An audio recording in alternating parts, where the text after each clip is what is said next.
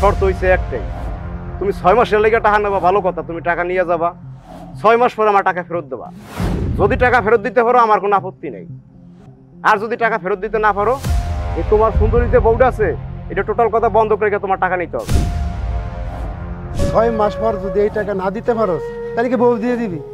তুই যাই কস, বিষয়টা আমার কাছে মোটেও ভালো ঠেকতেছে না। আমি যদি 5টা বছর বিদেশ থেকে আসতে পারি, এই জায়গায় দেখবো আমাকে টিনের ঘর থাকবো না। আমাকে পোলা ফোন দিছে, ভিডিও কল দিছে, এটা ও কেমন আছে, কাম কাজ কিছু পাইছে টাইছে? কি কয়ে গেল? কি কইব কি কইব, কর আর বাকি আছে কি? ওই পুরান কথাই, 6 মাস সময় দিছিল, 5 মাস তো চলে গেছে, 1 মাস আছে। বুঝতে কাম হবে না, এবারে সর দিক সর, এই আইসো।